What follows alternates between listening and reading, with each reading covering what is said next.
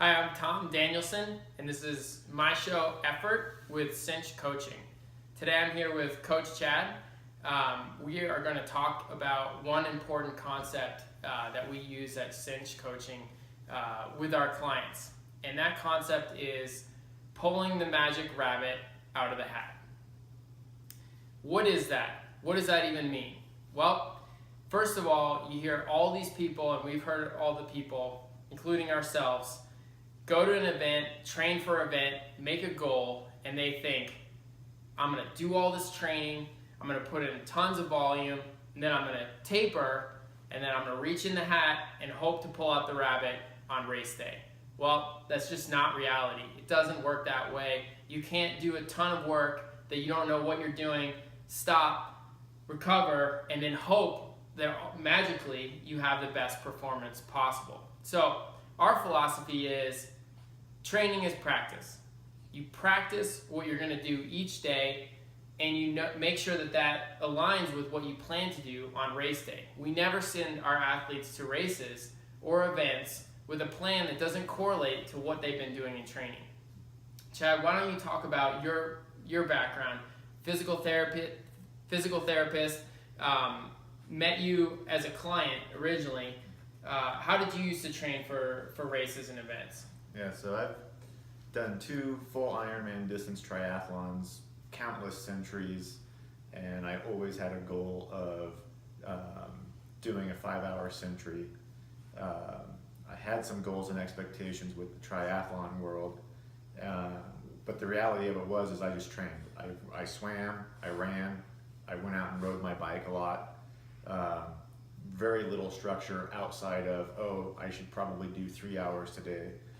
My second Ironman my first Ironman I used a coach that, it was all time-based, correlated with distance, very little structure in between. And on race days, which really created an environment where, yes, I was training, yes, I was going out, doing these things, but it even made it difficult to even find a goal, right? How do you make a goal when I don't know? I don't really know what it is I'm capable of or want to do. It was just all based on a time goal. And then, just recently I had some friends who had been training for a marathon, really wanted to do well, set some time goals, been working with someone, and then, I hear on the back end, I didn't really hit my goal, but it was fun. And I was guilty of that as well until obviously fell in with Cinch, and it was very quick to revolutionize my world of time goals are stupid, because I went from no structured training to very structured training to where nowadays if I were to enter an event, the event's going to be easier than everything that I've already done. And that's really a key component. So where now, not only do I have very clear established goals for what I'm capable of doing, I know that anything that comes my way on the race day, I've already been practicing to the nth degree for the weeks following. And that level of preparedness is just, it's not comparable to anything else that's out there on the market. Right. So what do the people out there, how do you guys avoid pulling the rabbit out of the magic hat? What do you do? Well, the first thing that I would recommend or suggest is that, know your zones and know your event. What are you trying to do, and how do your zones, match up? How do they correlate to the event? We had this last weekend, we did what we call a century, where we ride 100 miles with our group. And none of our group rides 100 miles in training. In fact, most of our group rides 1 hour a day, 3 times a week, and 1, 2, or 3 hour ride on the weekends. So, the point of the century is to show guys how to use the zones strategically to go fast in an event that's long, like 100 miles, a century. So know your zones, know what it's going to take to do that 100 miles. For an example, if you're doing 100 miles, the majority of your event, the majority of your ride is in your fat burning zones, right? So if you have a goal like we did to go 100 miles under 5 hours, then you have to know that the zones that you have in the fat burning area go fast enough to go under 100 miles in 5 hours, right? So what we do with our athletes to avoid reaching for that rabbit is train all the zones together to get the strength, to get the efficiency, to have those high fat burning zones go fast enough to meet their goals of sub 5 hours in the event. So that's number one. Know your zones and then know your event, right? Another example of this is the Boston Marathon. We just had a couple athletes do the Boston Marathon, both of which were coming off injuries, older. They had a lot of marathon experience, but their goals were, to beat a certain time, to beat a PR. Boston's a hard course.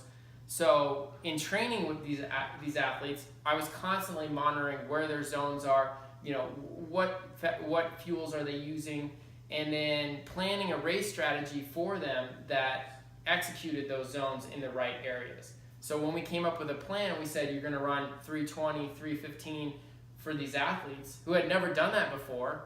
It was concrete. It was based on, their fat burning zones are this pace, their fat and sugar burning zones are this other pace. We knew ahead of time because they had trained every day for not very long, 1 hour, but they had trained those particular zones, practiced them, and when it came to game time or event time, they knew what they were doing. Another important thing about avoiding pulling or reaching for the rabbit out of the hat is fueling. All these people fuel. Chad, tell us, before athletes come here, how do they traditionally fuel? How does it differ their events or their training? Yeah, you load up the night before. You have a big pre-race meal, right? Because that's what's important. That's what you do. But you've neglected the days and weeks prior to that, and then you tape on 150 gels onto your bike frame for the bike leg, and put 200 calories in a bottle, and you call it good. And you get out there, and then if I just keep eating sugar and whatever along the way, that'll keep me revved up and ready to go, and it's just not true. Yeah, I mean, this is absolutely insane what people are doing. All week, in their normal lives, they're eating breakfast, lunch, dinner, all kinds of meals, chips and salsa, burritos, you name it, all the time, eating all these foods before working out, after working out. They're living the life, they're eating well. Then they go to the race and they think, oh my gosh, I need the rabbit's here. Well, I need the rabbit formula. So I'm gonna go get the most high-tech, crazy-ass fuel I could possibly get. Oh, look on the internet, there's all this sugar, there's all these, this has got this says no cramp, this says this puts lactate in your muscles so you don't even need lactate. It's insane. People pummel their guts and their systems with this, and what's the first thing they say? Oh, I cramped. I cramped up. I cramped. What is cramping? You're empty. You are cramped. You don't cramp at work. You don't cramp in the first hour of your ride. People think, oh, I'm out of electrolytes. Man, you're out of everything, right? You're cramping because you don't need pickle juice. You just need consistency, right? So avoid pulling the rabbit out of the hat on race day by making your training nutrition the same every single day. If you're eating burritos, if you're eating solid foods, you need to eat solid foods in training, everything, every single day. One final concept I'd like to hit on with avoiding pulling the rabbit out of the hat is equipment.